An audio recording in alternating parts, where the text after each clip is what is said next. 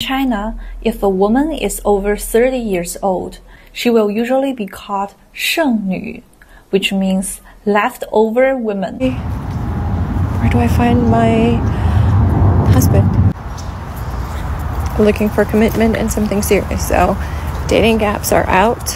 I don't go out as much, and whenever I go out, I mean, my face doesn't really invite masculine energy. So I'm 34, I'll be 35 in almost a month. I have a good job, I have a good career, I'm a kind, loving person, I'm a good friend. I moved to LA 11 years ago, and I have not asked anyone for a single thing in my life. I worked for everything that I have, and I'm failing at relationships.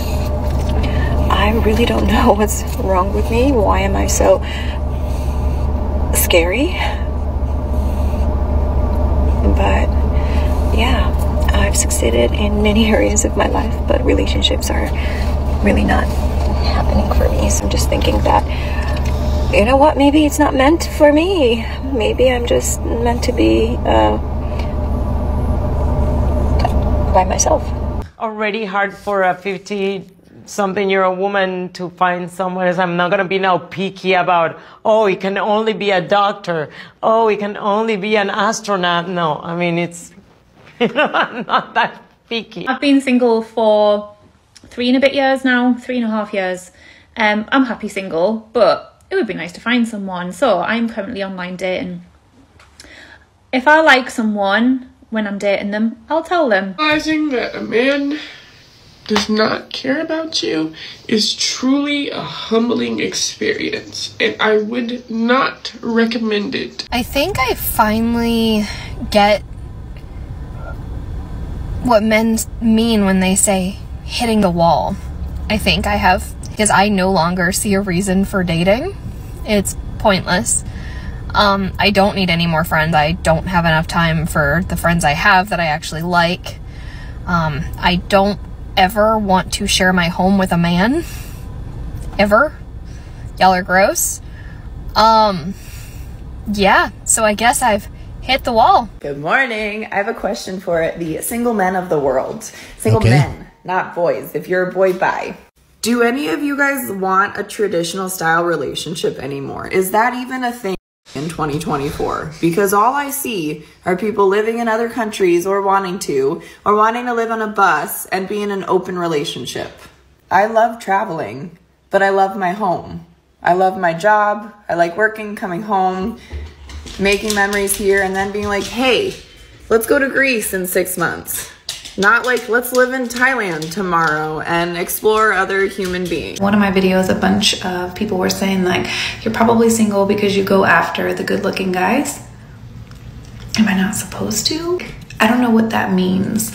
Does that mean like you cannot be attractive and have like all the other good qualities? Or do you just mean like if they're physically attractive that they automatically cheat? I don't know, because I know guys that are not very cute and they cheat. So yeah, like, do you date people that you're not attracted to? For those of you who are saying things like, just go on and live your life, just do the things that you want to do and you'll meet him when you aren't looking for him, that's not helpful. I've lived my life in a great way for as long as I can remember.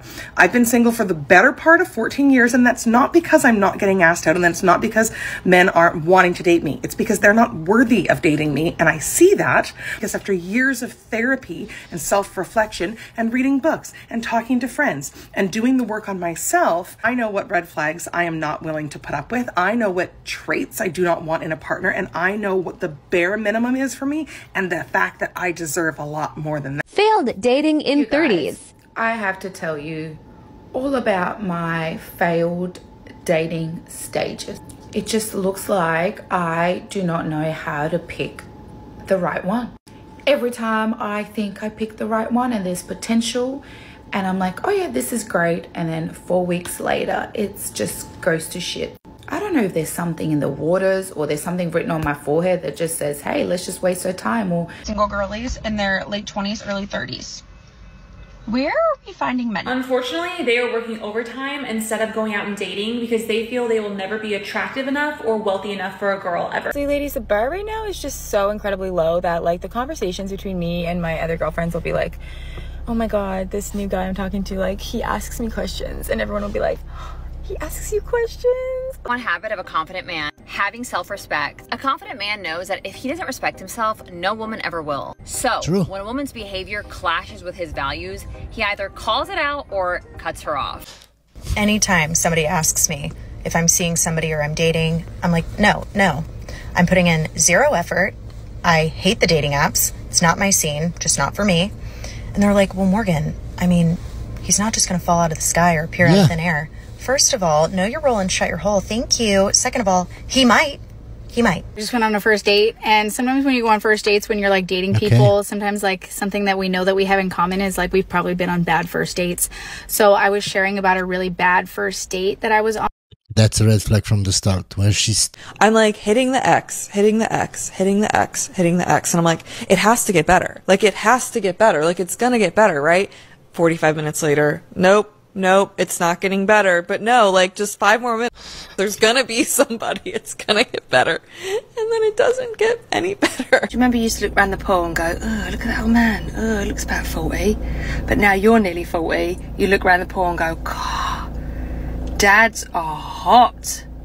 Especially dads that are being dads with their kids, mucking around, generally having a good time. Why is dating in the 21st century the literal worst thing in the world? I don't know if it's just me, but I cannot be bothered with dating. The whole thing, like the small talk, it just grosses me out. Firstly, the whole dating app thing, how you're just like mind-numbingly swiping through and like potentially missing the love of your life because you're so caught up on looks. Then the disgustingly icky, boring small talk back and forth. Hi, how are you? What do you do for work? How are you today? How was your weekend? Have you been on any holidays? Have you got any holidays planned? Like all that shit. Then like, hello everyone, thank you so much for coming back to my channel. So on today's episode, we have these women over 30 as usual talking about how single life has been treating them and how dating over 30 years has been lately. So today's episode is one of the episodes where I read and react to your comments under my previous uploads that of course relates to this video. So without wasting much time, let's get into the comment section. I'm going to react to what you all commented under my previous video. Our first comment says, whether she feels she's ready to be married is irrelevant. Unless the man she wants to marry her wants to marry her, it is not happening. Well, this is what most women don't understand. You are in your 30s, 40s, and you are claiming that you're ready to get married. It's not going to come easily because you now need a boyfriend, you need to date, court, be in a relationship, study each other before you get married. It's surely going to take some time. So unless you tell me that you want to rush things and just jump into marriage after a year of knowing a man or something. I am ready to get married now translates to I am ready to lock in future alimony and child support payments and take his house in the divorce I always planned to initiate. Well, this sounds unreal, but trust me, it is possible in today's world. Trust me. How many good men have they passed up on because they do not meet the 1,000 needs and wants that most women require? Not one on here says what they would bring to a man's life. All debts, wants, me, and ticking clock. I was taken for granted by a woman I used to date, and there is nothing funny about it. When you sit there and wonder what I did wrong to deserve to be treated like that as an object that has no boundaries or to love her enough. Well, I think we've all been through this one way or the other, and yeah, life still moves on. Alright guys, that will be all for the featured comments. If you want your comment to be featured in the next episode, make sure you leave your opinion in the comment section. Let's get interactive. If this is your first time here, thank you so much. If you're a regular viewer, I love you so much. Make sure you subscribe, like this video for me, and I hope to see you in my next episode. Make sure you stay safe out there. Bye.